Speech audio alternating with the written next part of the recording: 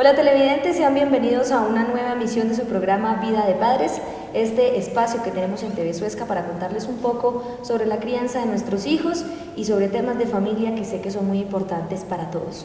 Me acompaña como siempre nuestro experto en temas familiares, Otto Underling. Bienvenido una vez más a este programa. Hola Diana, gracias otra vez. Bueno, y hoy tenemos un pequeño repaso para contarle a nuestros televidentes y resaltarles algunos aspectos importantes de lo que hemos venido hablando en este programa para que a ustedes les quede bien clarito, ¿no es así, don Otto? Sí, quería proponerte lo siguiente, Dianita, sí. Y es, yo tengo dos casos pues, que traje a colación, que traje hoy, que son casos que he vivido yo de clientes míos que me han consultado. Y me gustaría como exponértelos a ti para ver tú qué opinas, cómo los ves bajo la óptica de todo lo que hemos estado trabajando en este programa, a ver si te parece. Después te cuento yo cómo lo trabajamos, cómo se desarrolló el caso. Listo, hagámosle a ver. ¿Cómo sería? Bueno, mira, empezamos y ya dejamos un poco a los niñitos chiquitos, pasamos a los adolescentes. Empezamos con un caso que es el siguiente. Niño, adolescente, 16 años, más o menos, 15, 16 años, pelo largo. Y el papá, una persona muy estricta, una persona no necesariamente chapada a la antigua, sino consideraba que el pelo largo en los muchachos no era bien visto, en su familia no se conocía eso, siempre habían sido con él muy rigurosos con respecto con el tema del pelo, y empieza a tener una mala situación con su hijo con el pelo largo y empieza a exigirle que se corte el pelo. Me gustaría preguntarte a ti, ponerte un poco en los zapatos de ese papá, ¿cómo lo tratarías naturalmente, o sea, instintivamente con la educación que hemos recibido y si piensas que hay una manera diferente basado en la óptica que hemos estado charlando en nuestro programa? Pues digamos que tradicionalmente a mí tampoco me gusta el pelo largo en los hombres, entonces yo creo que tomaría un poco la posición del papá de pues pedirle que se corte el pelo, pero desde la óptica de lo que hemos hablado del diálogo, de escuchar las necesidades y las inquietudes de nuestros hijos, pues me sentaría a hablar con él y preguntarle por qué se deja el pelo largo, qué es lo que lo motiva a tomar este estilo, pues por qué es importante para él tenerlo así. Yo creo que escuchando sus argumentos y entendiendo lo que él siente, pues podríamos llegar a algún tipo de acuerdo, pero ya sería a través de lo que él me diga. Si de pronto sus argumentos no me parecen válidos o no tiene argumentos, sino simplemente se lo dejó así por una apuesta o porque alguna persona lo obligó, pues ya serían otras cosas, pero entraría de pronto en un diálogo amable en el que le pregunto a mi hijo, pues, ¿por qué se deja el pelo largo? ¿Qué lo motiva? ¿Qué lo impulsa a tomar esta decisión? Ok, y de esas dos, supongamos, tú le exiges al muchacho que se lo corte y termina cortándoselo, y la otra es, tú hablas con él, en la primera no termina cortándoselo, sigue él en su posición, eso terminará, me imagino yo, en una trifulca familiar, en un alejamiento largo, posiblemente, digamos, hay un rompimiento en la relación tuya con tu hijo, algo se rompe ahí. Y por el otro lado, que tú te sientes a hablar y a conocer qué fue lo que lo llevó a él a dejar su pelo largo, independiente de si se lo corta o no después de eso, ¿ves alguna diferencia? Sí, el tema de poder ponerse en los zapatos del otro y escuchar lo que tiene que decir, sin imponer mi voluntad de que se lo corta simplemente porque se lo tiene que cortar. Ahí está la diferencia, en sentir y saber que el otro tiene algo que decir y poderlo escuchar, darle la oportunidad de... Y tú me decías, posiblemente, eso le enseña algo a tu hijo, pero posiblemente te enseña algo a ti. Yo quisiera hacerte una pregunta. Tú dices, yo no estoy de acuerdo de los hombres con pelo largo. ¿Me podrías contar un poquito de dónde viene eso? No sé si de la casa o de mi gusto personal digamos, en temas de atracción hacia un hombre, me parece más atractivo un hombre con el pelo corto que con el pelo largo. Yo creo que es por ese lado. No me parece que se vea bonito, no sé, el pelo de los hombres creo que por naturaleza es grasoso y cuando está largo y si está feo, pues peor, entonces creo que es por ese lado. ¿Nunca has visto un actor con pelo largo que te parezca simpático? No. O los he visto con el pelo largo y luego cuando cambian de look a alguna película con el pelo corto, digo definitivamente mejor con el pelo corto y me ha pasado con varios. Ok. Sí, ya es algo más mío. Perfecto. Sí. Te voy a contar un poquito qué fue lo que nos pasó a nosotros. Este muchacho, el papá insistió mucho, presionó de una manera, digamos, excesiva, amenazándolo incluso con quitarle derechos que eran de él. Por ejemplo, me acuerdo que le decía, si no te cortas el pelo no vuelves a oír música en un equipo que era del niño, del muchacho que había comprado con su plata. Si no te cortas el pelo no sales con nosotros a tal lugar, en fin. De tal manera que el papá logró que el niño llegara un día con el pelo corto.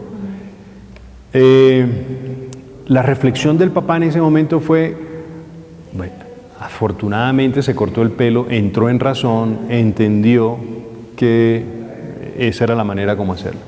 Pero en realidad lo que había en el niño era un resentimiento profundo de un irrespeto que había sentido que no le habían respetado su decisión y lo dejó, hubo un rompimiento, por eso te decía lo del rompimiento, hubo un rompimiento en esa relación, no digamos que se quebró por eso, pero hubo un rompimiento de algo se quebró ahí y expuso al niño a la venganza, expuso al niño a un sentimiento de rencor, expuso al niño en un sentimiento de hacerse valer por encima de cualquier cosa.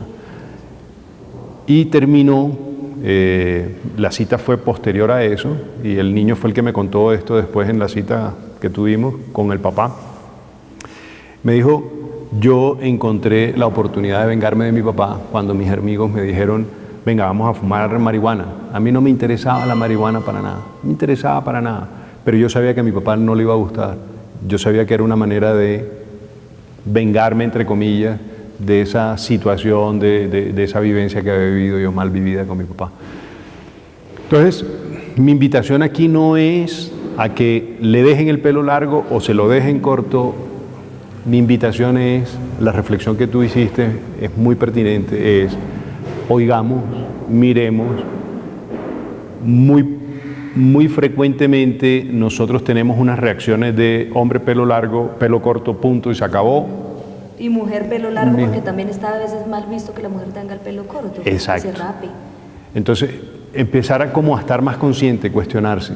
Si de verdad los hombres con pelo largo son X o Y, si de verdad las mujeres con pelo corto son X o Y, mi hijo, ¿por qué lo está haciendo? Está pasando por una etapa, está pasando por un proceso, está pasando por... Y lo que los invito a reflexionar es que durante la adolescencia es una etapa muy dura de vivir, no solo para los papás, sobre todo para los adolescentes que la están viviendo.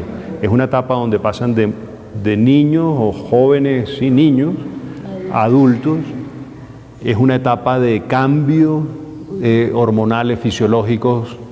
Es una etapa de probarse a uno mismo en frente de una sociedad, compararse. No es fácil. Yo los invito a que se imaginen ustedes cuando a ustedes los cogen de un lugar cómodo en el que están cómodos, sea país, sea trabajo, sea escuela, sea lo que sea, están cómodos y lo llevan y lo trasladan a un lugar donde no conocen muy bien el idioma, no conocen las costumbres, no saben muy bien cómo comportarse, no saben, y empezar a manejar todas esas nuevas cosas que hay. Entonces, lo que necesitan los hijos es más apoyo que otra cosa, en la adolescencia sobre todo. Más apoyo. Entonces, repito, no con esto quiero que los niños que tengan el pelo largo lo tengan que tener largo y los que lo tengan corto lo tengan que tener corto. No estoy diciendo eso. Estoy hablando de escucharlos.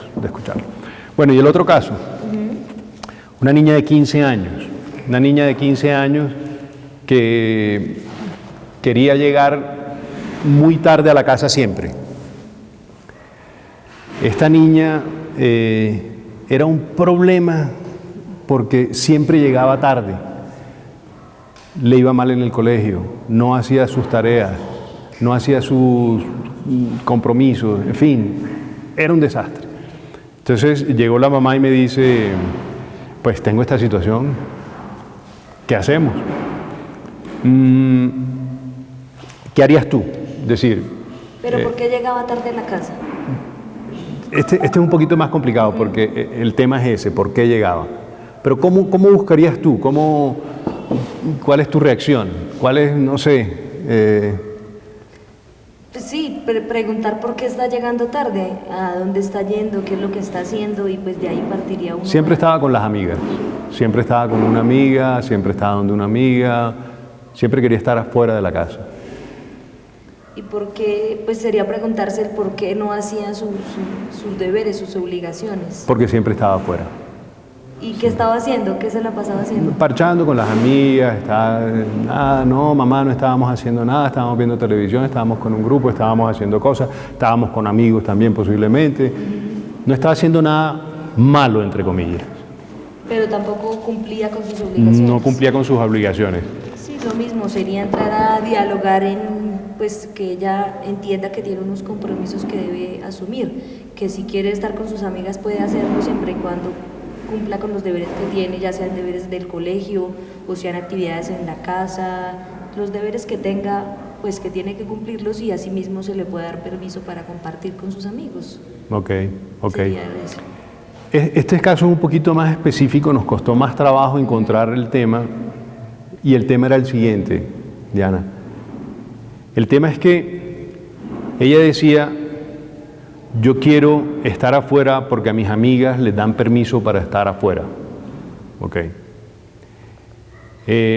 Descubrimos y llegamos a un compromiso, dialogando con ella, llegamos a un compromiso, y fue que los papás estuvieron de acuerdo, se pusieron de acuerdo en una hora de llegada. Y se pusieron de acuerdo que no fuera todas las semanas, sino que fuera todos los días de la semana, sino que se fuera 2 o 3 días. En este momento no me acuerdo si cuadramos 2 o 3 días a la semana. Pero ahí vino el tema de donde nos dimos cuenta que era lo que estaba pasando. ¿Sabe lo que nos dijo la niña? Ok, pero yo decido qué días. ¿Sí? Nos llamó la atención, a mí me llamó mucho la atención. ¿Cómo así que decides qué día? Bueno, decidamos. No. En el momento en que yo esté, yo puedo llegar los lunes. Yo sé que tengo 2 días a la semana, pero yo los escojo. Dependiendo del plan que estemos haciendo, dependiendo de la cosa que estemos haciendo, yo decido si me quedo el lunes o me quedo el miércoles o la otra semana el martes y el viernes. Los papás se quedaron, yo también me quedé un poco desconcertado y le dije, los papás estuvieron de acuerdo. Ok, simplemente nos avisas que ese día decidiste llegar un poquito más tarde o llegar más tarde. Hablando con ella, nos quedamos hablando con ella y nos dijo, lo que pasa es que yo quiero tener la decisión de cuándo me quedo y cuándo no, que no sea una obligación. Yo quiero tener ya esa autonomía. Entonces, yo entiendo que ustedes se preocupen, pero yo quiero, delante del grupo de amigas, que no crean que yo hago lo que mis papás necesariamente dicen, sino que yo en algún momento pueda decir, hoy me quedo. No los martes, porque ya se dan cuenta que los martes mi papá no me deja o mi mamá no me deja y los miércoles tampoco, entonces sino yo tener autonomía.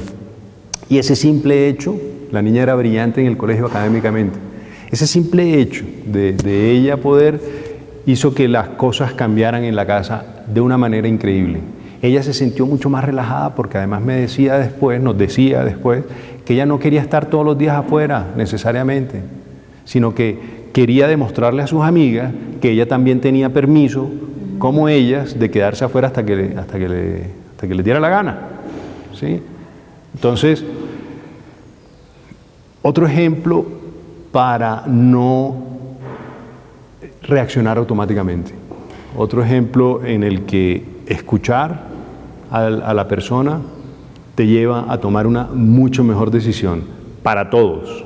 Porque en definitiva lo que nosotros queremos es que el niño caiga en cuenta, tome responsabilidades, mejore su calidad de vida, su entorno, sus cosas, no que nos obedezca, no necesariamente que nos obedezca. Y es una mentalidad difícil de quitar. El padre quiere ser el que manda, el que dice, el que pone las reglas y que todo se obedezca. Lo que tú dices, esa reacción automática es un poco difícil de quitar para que uno simplemente reflexione. Y me gustó mucho el tema de que los adolescentes a veces solamente necesitan que nos sentemos y los escuchemos, que nosotros no digamos nada, solo escucharlos. De pronto les hace falta saber que sus papás tienen a alguien que los escucha y no los está juzgando, ni regañando, ni diciéndoles cómo, sino simplemente escucharlos. Es muy, muy importante eso. La palabra difícil a mí no me gusta. No es difícil, yo diría que es un reto cambiarla, es un reto cambiarla. La verdad es que no es difícil, es una decisión. Para mí no es difícil decir ni sí ni no. Es una decisión decir más sí o más no.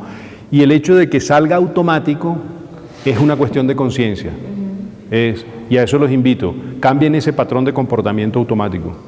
Y cada vez que tengan una decisión que tomar importante, hombre, si toman agua o gaseosa o jugo, eso no es tan importante, pero si tienen que tomar una decisión importante con respecto a sus hijos, con respecto a su pareja, con respecto a su vida, no reaccionen nunca automáticamente. Es, bueno, voy a pensarlo más, voy a hacerlo de otra manera. Y esta etapa de la adolescencia tiene mucha similitud cuando hablábamos de los niños de 3 años. El querer hacer cosas que no podían hacer antes, de pronto no las pueden hacer bien, pero poder tomar sus propias decisiones. Pero yo diría que la diferencia acá tiene que ver también con la sociedad y el núcleo en el que ellos se desenvuelven. Cuando mencionabas lo de la niña de 15 años, para ella era muy importante lo que sus amigas dijeran respecto a la decisión, si ella hacía caso o no hacía caso, y eso pasa mucho, pero como nosotros no podemos elegir el grupo de amigos que tengan nuestros hijos, pues ahí influye muchísimo en el comportamiento de ellos. Sí. Es algo que hay que tener en cuenta. Sí, con mayor razón si el grupo de amigos de tus hijos no te gustan. Tienes que ser mucho más atento, pero mucho más suspicaz, mucho más inteligente para manejar eso. Miren, el cambio, eso lo hemos dicho en algún programa, el cambio es personal, el cambio es una puerta que solo se abre por dentro. Yo no puedo obligar a nadie a cambiar, a nadie, y a mis hijos menos, pero yo sí puedo dialogar con ellos, acompañarlos en un proceso para que ellos tomen una decisión X o Y, para que ellos sean los que decidan si deben cambiar o no. Porque pasa mucho con sus amigos que son su mala influencia, y hay muchas discusiones entre padres e hijos por las amistades. Mira, yo parto del principio de que todos somos buenos, todos somos buenos. Y el tema de malas influencias de personas o jóvenes que están haciendo cosas que no están bien vistas, es el resultado de, es una reacción a algo que ellos han recibido de alguna manera.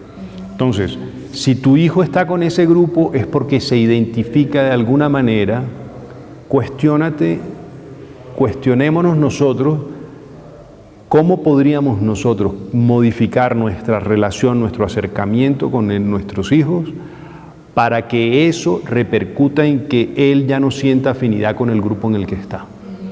Pero qué tan difícil puede ser salirse de un grupo en el que ya se siente miembro, a veces también por presión de los mismos integrantes de ese grupo. Cuando tú tienes compaginidad o cuando tú tienes afinidad con el grupo, no hay quien te saque. Pero cuando tú empiezas a hacerle caer en cuenta a tu hijo, y no es hacerle caer en cuenta, cuando tú empiezas a dialogar, tú que conoces a tu hijo y dices, hombre, mi hijo no es de ese corte, mi hijo está ahí porque lo están obligando. Si tú logras encontrar qué es lo que ha llevado a tu hijo a ese grupo, y logras que él lo entienda y él lo cambie, a él no le va a llamar más ese grupo. No se va a sentir parte de ese grupo. Por ejemplo, el muchacho que hablábamos ahorita del pelo largo. Después de ese diálogo que tuvimos, ¿sí? El papá estuvo muy consciente. El papá dijo, de ahora en adelante me van a hacer, por favor, a nivel de familia, era una familia relativamente grande, era la esposa como con 5 hijos, La familia entera me va a hacer caer en cuenta cuando yo esté reaccionando de una manera automática. Y ese simple cambio del papá hacia el hijo me contó un tiempo, muy poquito tiempo después, 2 o 3 meses después que nos vimos. Yo no puedo decir que ya el hijo solucionó, no fue, en fin, pero sí me dijo, hubo un cambio en nuestra relación de familia a nivel de todos, increíble, increíble. Mi hijo es otra persona, es más familiar ahora, es más cercano a nosotros, es más participativo, cosa que habíamos visto que se nos había alejado, y en realidad lo que había pasado, él me lo reconoció, es que yo lo había alejado, él especialmente con su autoridad y con su afán de darle la mejor educación al hijo. Y pasa que entre más le digamos que no haga para retar a los papás, más los jóvenes pues van en contravía, mientras que si encuentran un apoyo y pues no hay por qué rebelarse de alguna forma, ahí donde viene la llamada rebeldía. Exacto, exacto. Miren, hay muchos televidentes, estoy seguro, que están pensando, hombre, a mí me educaron con chancleta y a mí con un chancletazo me colorearon el aura, me alinearon los chakras y me evitaron el psicólogo. Yo no voy a decir que esa educación no existió y que hoy estamos vivos, pero yo me pregunto, ¿qué hubiera sido mejor? Si tú, por ejemplo, hubieses sido una adolescente rebelde, que te hubieran dado una palmada, o un niño, una palmada, porque sí, o se hubieran sentado contigo y te hubieran dicho, te hubieran conversado. Ojo, no estoy diciendo dejen hacer lo que quieran a los hijos. Hay maneras de enseñar, hay maneras de decir cómo. Una es una palmada y es una solución fácil para nosotros, no nos cuestionamos, no perdemos tiempo y damos por sentado que la entienden. ¡Pah! Y otra es sentarse y explicarte por qué el comportamiento que tuviste no está bien hecho, qué hubiera sido mejor, qué aprendizaje tuviste de esa experiencia que viviste. Y venimos a nuestro tercer caso, y es los niños más chiquitos, pongámoslos de 7 años, 8 años, llenos de dinamismo, son 3 primos, amigos, lo que sea, hombres mezclados ahí, 2 hombres, una mujer, 2 mujeres, un hombre, no importa, y se van a la casa o a la finca de un vecino o una cosa y rompen un vidrio. Rompen un vidrio porque empiezan a tirar piedrecitas y empiezan a no sé qué, y rompen un vidrio y salen corriendo y llegan a la casa. Y el papá a pagar. Entonces, en esta situación, que también es una vivencia real, llega una de las niñas que estaba en el grupo, cuando ve al papá, se fue en llanto. ¡Papá! Y los otros 2 que estaban le decían, no llores, no le digas nada, no le digas nada. Y esta niña le cuenta al papá y le dice, mira, pasó esto, pasó lo otro, estábamos en esta, nos pusimos a tirar piedras, no le estaban tirando necesariamente piedras a la ventana, estaban tirándole piedras al techo, una cosa así, no me acuerdo bien qué estaba pasando, y rompieron un vidrio. Y ellos me decían que no te dijera y no sé qué cosa. Bueno, este papá cogió y los llamó, le dijo, no hay problema, mañana vamos a donde las personas que le rompieron el vidrio, ustedes le cuentan lo que estaba pasando, y todos los otros 2 niños estaban así como mirando, qué cosa extraña. Impresionados. Cuando la mamá de uno de los otros se enteró, el regaño fue el típico. ¿Qué estaba haciendo por allá? ¿Quién lo mandó? En fin. ¿Cuántas veces se lo he dicho? Y ahora va a pagar usted el vidrio. Y como siempre la tenía que embarrar, tenía que ser raro en usted. Claro. De ahí llegó el tema en que este papá le dijo a la mamá, le propuso a la mamá, que era hermana de él, porque eran primos en este caso, le dijo, hombre, vamos a resolverlo, deja de estar regañando, porque él se había dado cuenta la reacción de los 2 niños, de los 3, a su actitud, y el miedo que tenían, y el reconocimiento de que habían hecho algo malo. Es que sí, la embarramos. Y entonces la conversación fue, ¿lo hicieron a propósito? No, no, eso no fue, es que estábamos tirándole piedrecitas a no sé qué y a fulanito se le fue una piedra muy grande y ¡pam! Reventó el vidrio. Bueno, entonces, venga. Y estaban haciendo, y reconocen que hubo un error, sí, claro, y no sé qué, y tienen que enmendarlo de alguna manera, tienen que pedir disculpas, sí, claro. Al día siguiente fueron a la casa, se presentaron allá, presentaron las excusas, la vecina era muerta de la risa de ver a estos 3 niños de 7, 8 años pidiéndole excusas poniendo la cara, era muerta de la risa, agradecida de los papás que habían hecho y no les aceptó que le pegaran el vidrio. No quiso que le pagaran. Una buena vecina, porque podría ser alguien que no tomara esa actitud. Yo creo que si tú eres cascarrabia y llegan con esa actitud, ¿tú qué reacción podrías tener? De pronto es un choque tan fuerte entre ver esa reacción que puede cambiar algo. Yo estoy seguro. De pronto les hubieras hecho pagar el vidrio a los papás, listo, de pronto tú no hubieras perdonado lo del vidrio. Pero yo creo que tú, ante esa actitud de reconocimiento de un error, de venir a pedir disculpas, de poner a venir la cara, me parece que muy poca gente seguiría siendo grosera. Sí, es verdad. Entonces, veo que estos 3 comportamientos que hemos estado hablando tienen mucho que ver con lo que hemos estado hablando en los programas. Me hiciste acordar con el cuento de ese choque de cosa diferente, hace que tú reacciones diferente. Lo que uno no está esperando. Que hace algo que sea diferente. Me hace acordar algo de Jesucristo. No sé si tú has oído el cuento de cuando te dan una bofetada, la otra mejilla. No sé si ya lo hablamos en nuestros programas. No. Es cuando Jesucristo dice, si te dan una bofetada, pon la otra mejilla. Quiero que tú me cuentes cómo lo ves tú, cómo lo interpretas tú ese mensaje, qué significa. Creo que algunas personas lo interpretan de forma textual y de pronto tiene más bien un sentido. No es textualmente, si me pegaron pongo la otra, y no es algo fácil de hacer. Ok. Fíjate lo que yo interpreto, eso no quiere decir que sea, pero mi interpretación tiene que ver mucho con eso que tú acabas de decir. Mi interpretación es que Jesús está convencido que con un acto de amor tú acabas cualquier acto de violencia. Es decir, Jesús no cree que si tú pones la otra mejilla te van a pegar. Jesús está convencido, es mi interpretación, Jesús está convencido de que si tú haces un acto de amor, de gentileza, de tranquilidad, de entendimiento, la persona se va a quedar tan desconcertada que no te va a dar otro golpe. Y se acaba la violencia ahí. Entonces, es muy pertinente en nuestras conversaciones porque cuando tú reaccionas con violencia a violencia, se genera más violencia. Exacto.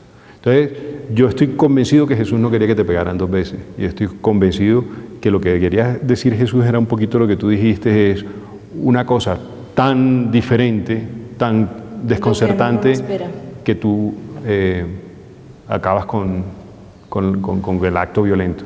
Entonces, se cambia de actitud. Volviendo un poco al tema de los adolescentes, quería aclarar un poco el tema y si ya digamos, se tocan muchas veces entre darles la libertad a nuestros hijos de que decidan, de que hagan cosas y ya pasar al libertinaje. ¿Qué nos podrías decir sobre esa diferencia entre libertad y libertinaje?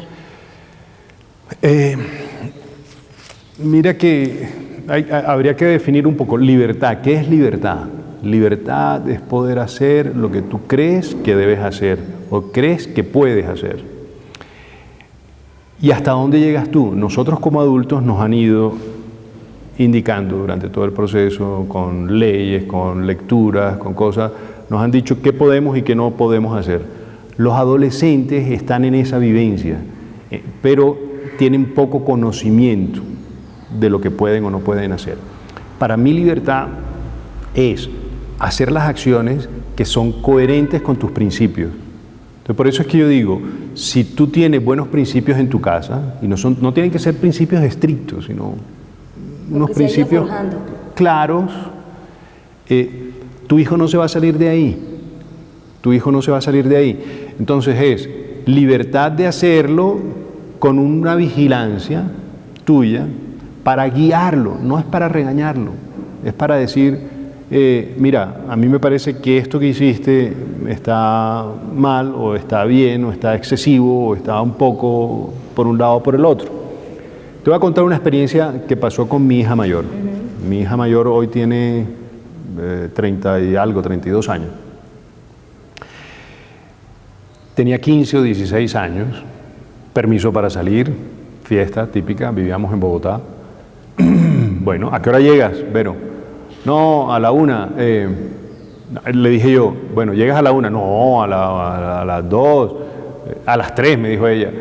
No, bueno, a la 1:30. Ahí llegamos a un acuerdo de tal hora. No me acuerdo si era 1:30 o 2. Tenía que llegar a la casa. 2, no llegó. 2:30, no llegó.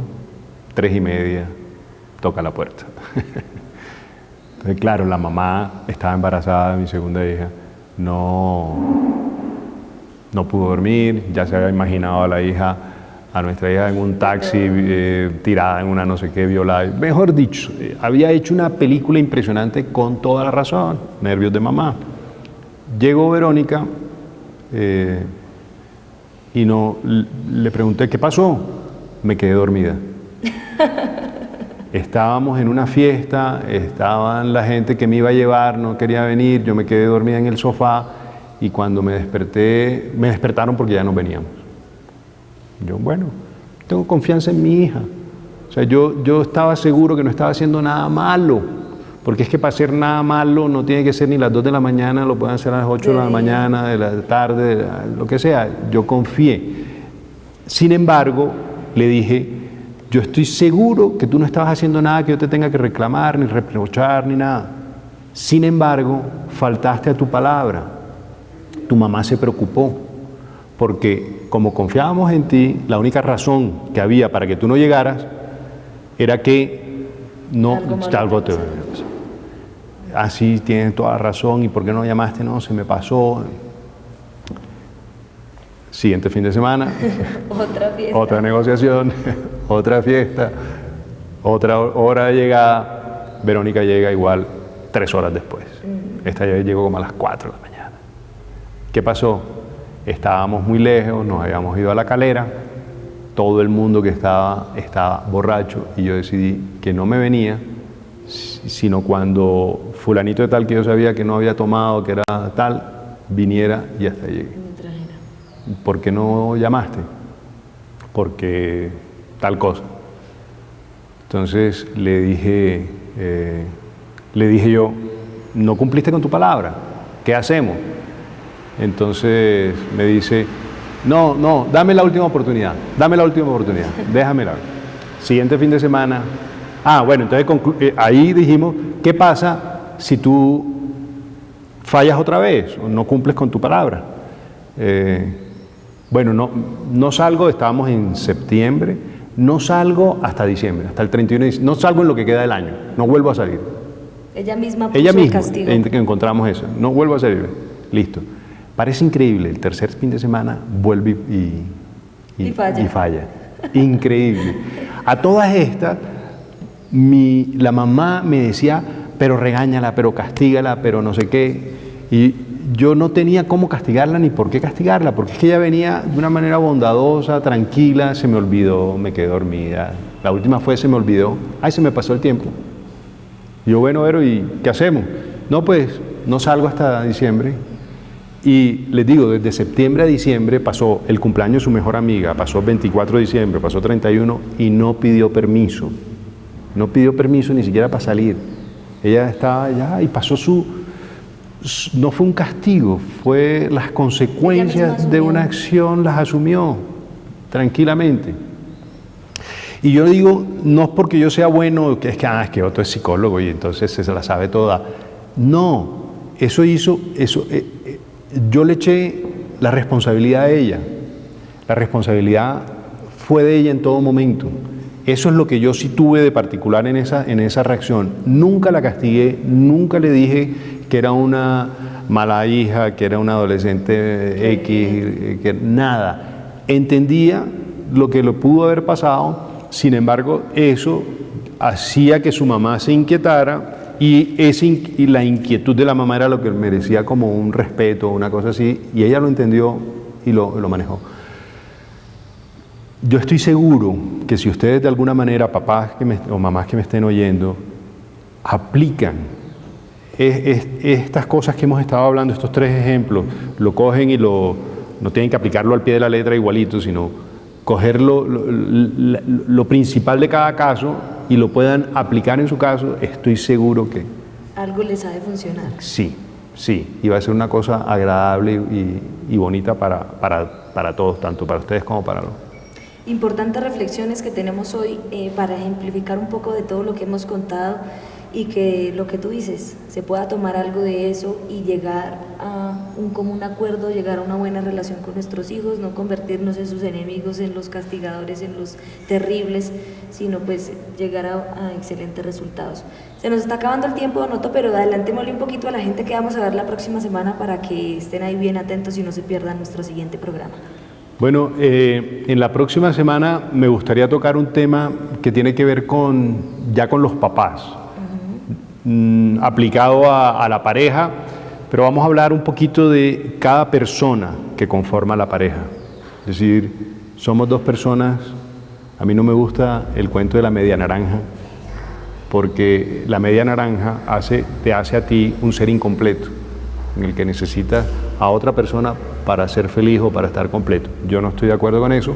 Vamos un poquito a hablar de por qué no estoy de acuerdo con eso. Bueno, ahí está muy interesante. Vamos a pasar un poquito a tocar el tema de vida de pareja, porque pues esto hace parte de nuestra vida de padres. Además de ser padres, también somos pareja.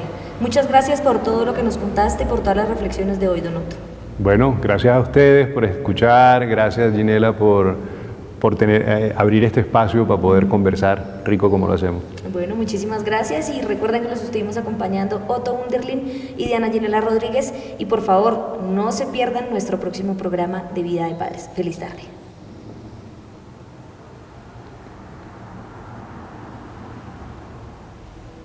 A ver.